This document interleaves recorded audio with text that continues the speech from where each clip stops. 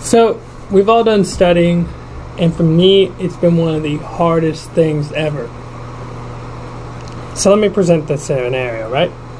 So there you are, bored as fuck. You don't want to study. So what do? For many, there's a lot of different answers, but we're overthinking too much. We just gotta start doing it. The thoughts are acting as a sort of mental exhaustion in and of themselves. The very thought of studying comes with all this other shit like, how bored am I going to be? How do I stay focused? Etc. So just get to it. Set aside all your distractions. Silence your phone. If you have an alarm nearby, make sure you silence that. Those notifications are going to drag away your attention. You are being overstimulated. Set one room for study, and just have the computer or book that study with there, and everything else out of sight and out of mind. By designating one room for studying, your mind will learn to associate this with studying. It's much like why they tell you only to use your bed for when you're sleeping. So that way you don't confuse or make incorrect correlations and connections in the brain about the responsibility of each thing and what purpose that thing serves. It's also important to recognize how much those other things seem enjoyable. A game seems really enjoyable, so you need to make studying really enjoyable. So a mindset change helps. What am I getting out of gaming? Is it productive? Well, it sure feels like it. It feels like you're making actual progress because dopamine is the motivation and reward chemical. Every level up, new item unlocked, etc. And it's easy. And a lot more enjoyable. You get dopamine from cigarettes or meth as well. The higher the dopamine, the more addicting it is. So doing just a one-day dopamine detox will not help you. You need to change your lifestyle. If you're addicted to gaming or finding it's ruining your life, you need to get rid of it. Because you may lack self-control and be powerless to it, even if you think you're not. Gambling addicts, alcoholics, in recovery, every day they make that choice. Because whether it's one day or 1 year, no matter how much time has passed, if you put them around that item, they start getting tempted. They start thinking about how much fun they had, or how it made them feel. Looking at it with rose-tinted glasses, but they forget about why they stopped in the first place. It was already terrible to deal with and go through the first time. How do you think you're going to go through it the second time? It can almost feel like the loss of a loved one, the grieving of it, the dependency we have on it, and the unwillingness to let it go and accept it's gone. But we have to, for ourselves. Looking for this magical answer to fix things. Sometimes the answers aren't the ones we want to hear. There was this brilliant study dealing with Vietnam veterans and addictions.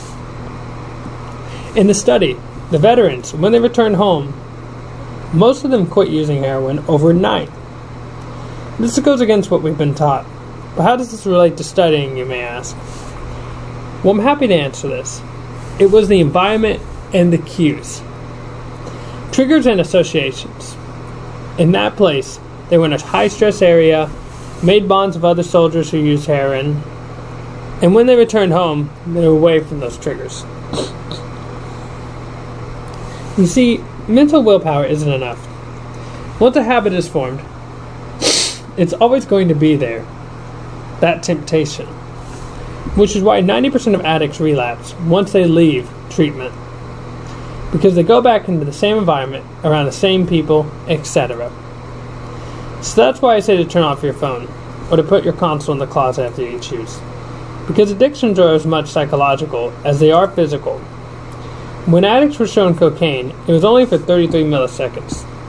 Not even long enough for their brains to consciously recognize what they say, but they all reported having a craving. Those triggers are stronger than you. So you need to recognize them and make sure you minimize them.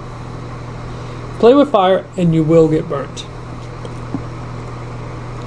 Plus, why make this hard to where you have to use all your mental energy every day throughout the day?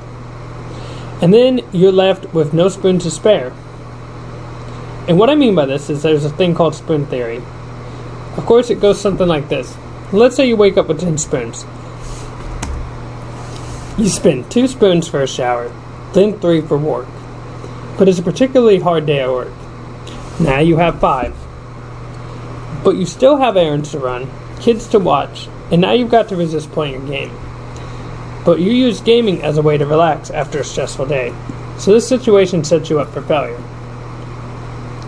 It's also important to understand what you're getting out of studying. On the other side of suffering is victory. And let me tell you something, we all gotta suffer. It doesn't matter who you are or what you think. You might be watching Netflix and thinking you ain't. Meanwhile, you got bills to pay that were late because you decided to call off work. You can either decide how you suffer or you can let life choose for you. And you might not like what life chooses for you. You know you're going to feel good. You feel stressed. So you watch TV to not be stressed. But ironically, you sit around watching TV, procrastinating, watching TV makes you more stressed. So to even do its purpose. The quality of study is equally important. Simply reading is just that, reading. You need to be actively engaged with the lesson, as reading leads to quickly forgetting. By actively engaging, you make connections, learn to form examples, and regulate your own learning. So it's good to have an idea of what active studying may look like.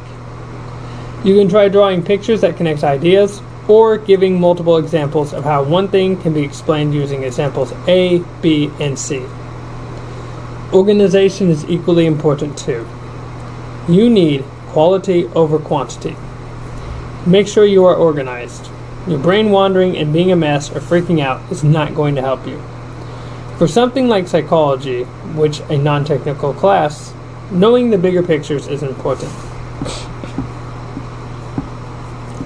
Asking questions and then trying to solve them with evidence can help you better prepare your arguments and ideas. It's also a great way to play devil's advocate. It's easy enough to argue your side. You do it all day long. But try doing the other side. You will better understand the other side, so you will also be able to further communicate your points and see the bigger picture when studying. It may also help you see flaws in your own arguments when you go to present your points in the future. I've also said this, but break down this into something as simple as possible. You do not want to get overwhelmed. Seeing it as something that big will not help you. It may actually discourage you. Do not cram. I see often where people will try to jam in 6 to 10 hour sessions before a deadline, only to wander off and daydream. They do this to relieve themselves and go away mentally from the overwhelming task at hand of studying that long and the impending doom and gloom of that deadline. Instead, smaller sessions spread out throughout the week are much more manageable. In a 2013 study, students who practiced learning with practice tests learned better than students who went the traditional method, about a whole grade average. These recall tests are great, so we keep those thoughts fresh and ingrain them into ourselves through repetition. Some people don't even feel confident in what they're learning. You don't believe in yourself, and it acts as a self-fulfilling prophecy. The first day of any job you work, you have training. And that pace is different for everyone. That expectation and comparison of where you think you should be in relation to others will tear you apart. You're not them. Instead, comparing yourself to who you were yesterday is equally important. And accept setbacks as a natural part of life. We are trying to win the war, not the battle. This progress is not always going to be linear either. You are going to have setbacks and failures. But how do you respond to these? What are you learning from them? We often spend so much time on the things that work, asking ourselves what that worked and how to keep doing those things is easy. What you really need to do is figure out why you failed. Not just that you failed, but the reason behind it. Because it's not always just as simple as I can't do it. What was your mindset? And that brings me to my next point. There's two mindsets usually that we see. There's the fixed mindset and the growth mindset. The fixed mindset is, oh, these are my skills, and there's nothing I can do to change them. Some people are just born with a certain level of intelligence in different areas. And the problem with this is then there's no point to learning. Why even study? When we are born, we don't know anything. And as a baby, our intelligence overall is far less. We have no recollection of learning to speak, or crawl, or walk. But we do learn it nonetheless. Just do these things. Just keep trying. You have to get over your own worst enemy, which is yourself. The growth mindset, however, dictates that people are constantly changing, and neuroplasticity proves this. You're constantly making new connections and memories, and learning from experiences and repetition. You won't touch a hot oven once it's burned you, and you may not stay up past 3 a.m. to game again if it causes you to be late for school. But then other things require tons of practice to get used to. That's the problem here, is sometimes people will expect results almost immediately. Sometimes it can actually feel like you're doing worse trying new things, so you go back to what you know and what feels comfortable. That's how you guarantee stagnation. College is set up to take years, and you're constantly revising stuff you've already learned to keep you sharp and focused and fresh. And also because practice makes perfect. You're not going to be as good at these things as you are at what you already know, but you will get there with enough time. There's this thing called the 10,000 hour rule, and it pretty much in effect will say that it takes about 10,000 hours to be an expert at anything. And I really like this, because that usually is going to be on average for most people to get to that about 6 to 7 years. But even then, as I stated previously, with doctors, lawyers, etc., medical literature is always updating. And because it's always updating, they're always learning new information to add to themselves. And sometimes, with psychology, we will be shown that the previous information was not correct, and we have to go back and fix that and revise it. Our understanding of schizophrenia, for example, was not always the best, and now we understand there are multiple types of schizophrenia. And so it's just one of many examples of how nobody is perfect, everybody makes mistakes, even the professionals, especially the professionals. Because the whole point is to develop a hypothesis. The hypothesis can either be proven right or disproven. And if it's disproven, instead of getting upset, we can look at it with a good mindset and say, we are now one step closer to finding out what we were originally intending to look for. What I think helps too is by writing one good thing about yourself every single day. Just one good thing. It keeps your confidence up. Remind yourself you're not so bad. Speak to other people that are sharing similar frustrations. They might be able to help offer some insight into how they fought through these struggles too. Do not limit yourself on what you think you can do. Shoot for the moon, and if you miss, you still land among the stars. And you yourself are no island. You may be missing things you can't even see. There are thousands of ways to study, and I can't tell you which way to do it. So as much as studying is important, it's even more important to make good use of studying and to do it right.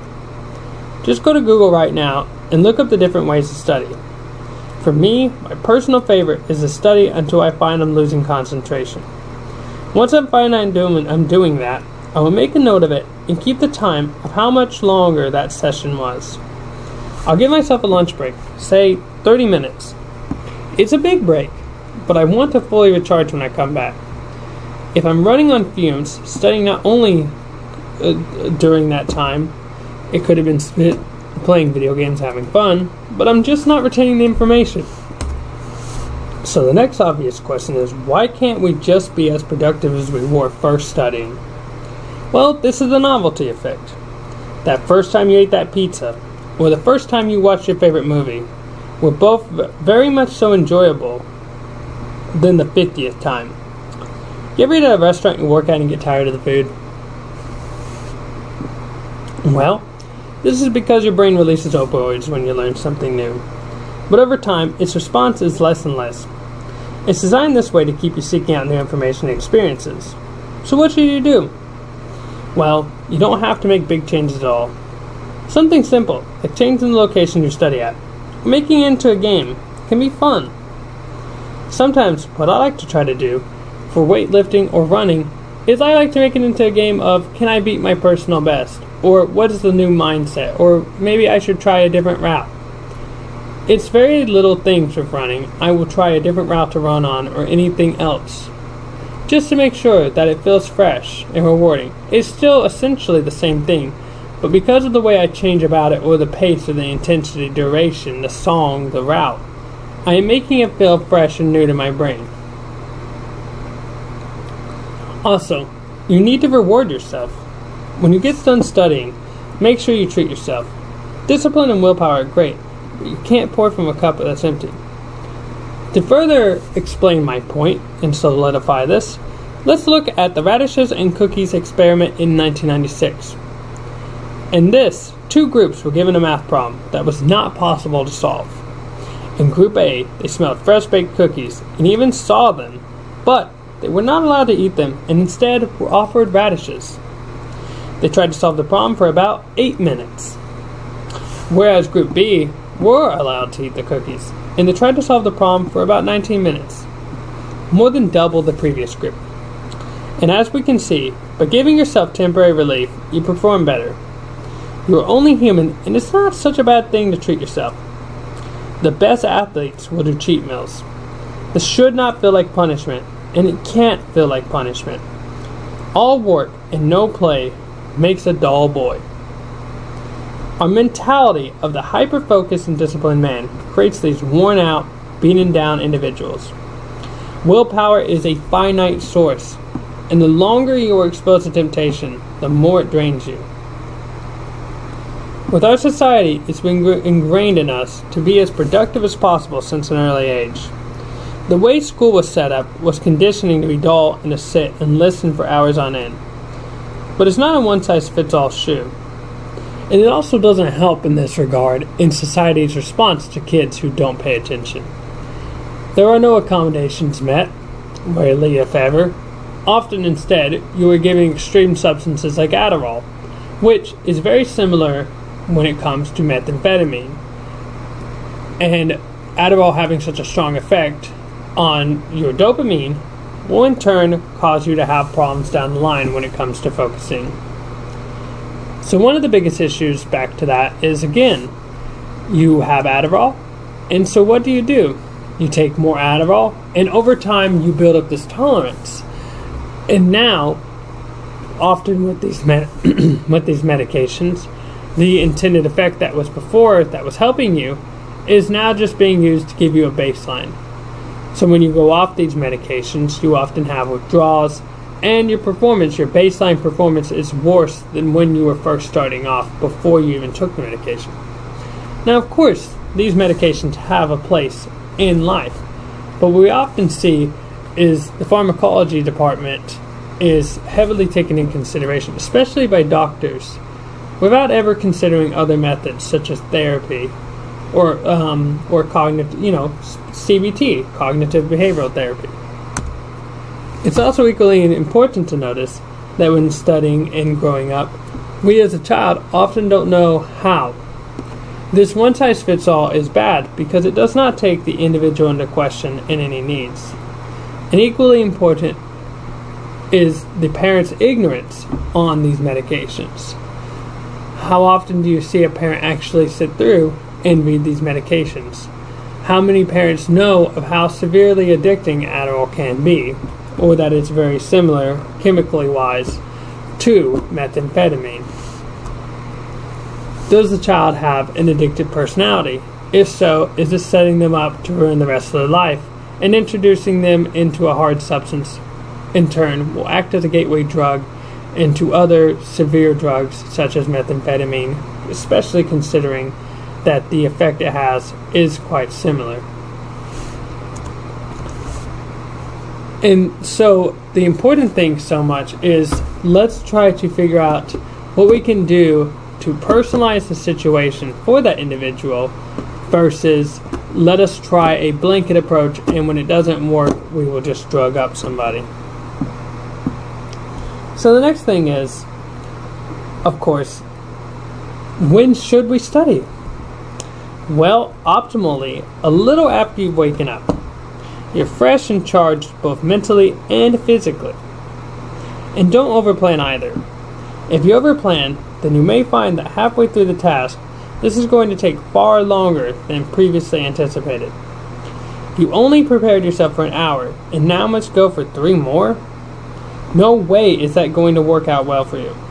Set small and go from there. It's better to be safe than sorry.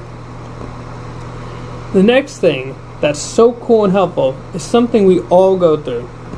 You're chilling there working on, well, for me, it's video editing or script writing, when suddenly I think about all these other things I could or should be doing, or a new video idea. I'm already being productive though. These are nothing more than distractions. They can wait. And if I forget them, that's okay. I'm already doing something important right now. But if I'm particularly concerned about how important they are, then I write them down and set a reminder to deal with them later. So, how do we strengthen our willpower? Well, contrary to popular belief, it isn't by resisting them, but rather by keeping the items or things in question away from us, out of sight, out of mind. Exposing yourself to those things to build up resilience will not work. At least, it's not the best way. You may start remembering how good they made you feel, or how good it will make you feel, while dismissing why you aren't doing it in the first place. We must delay gratification. The marshmallow test shows us that by doing this, we have closer relationships, lower BMI, better financial outcomes, etc. Everything here is designed around getting to impulse buy right away, or do that right away, trying to trick you into believing you need this or want this right now. If you find yourself tempted, separate from the situation. Put your thoughts to words and write them out. Do a pro and con list so you know if this is truly something you're going to enjoy. Just as there is buyer's regret or remorse, you may regret that 8 hours gaming session over learning and studying. So then, of course, the next question becomes, what is responsible for all this?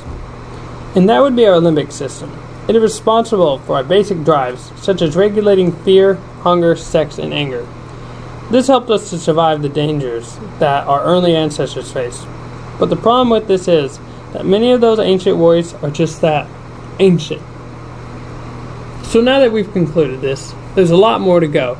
But usually with these videos, I try to keep them pretty simple because I don't want to overwhelm with information. I don't want it to be super long, and that way you get bored out of your mind and you decide you want to go and do something else.